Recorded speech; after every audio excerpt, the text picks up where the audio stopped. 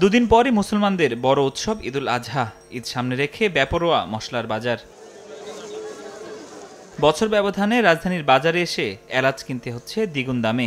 গত বছর যা বিক্রি হয়েছে ২৪০০ টাকায়, এখন তা ঠেকেছে ৪৫০০ টাকায়। বেড়েছে গোলমরিচের দামও। দাম বৃদ্ধির তালিকায় রয়েছে লবঙ্গ, দারুচিনি, তেজপাতা। সপ্তাহ ব্যবধানে এসব মশলাই বেড়েছে ৫০ থেকে ১০০ টাকা। যে লবঙ্গ ছিল ১২০০ এখন ১৫০০, যে দারচিনি ছিল ৪৫০ এখন ৫০০, যে জিরা ছিল ৬০০ এখন ৭০০। আমি ১ কেজি কিনি তো সব সময়, কিন্তু এখন এত দামে এখানে ৩০০০ টাকা।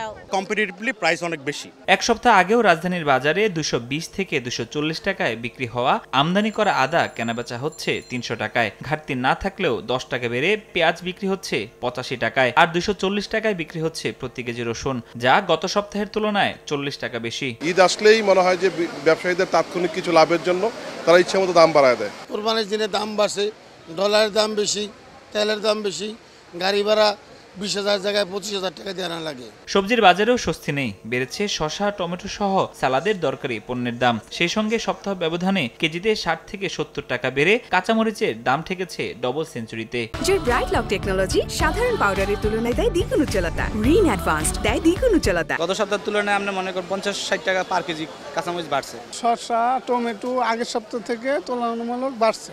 আমরা তো ৪০ থেকে ৬০-৭০ হয় নাই, আজকে ১১০ টাকা অনেক রিকোয়েস্ট করে নিলাম। ১৬০ টাকার নিচে নামছে না ডিমের ডজন। ব্রয়লারের দাম স্থিতিশীল থাকলেও দেশি ও সোনালী মুরগির দাম বেড়েছে কেজিতে ২০ থেকে ৩০ টাকা।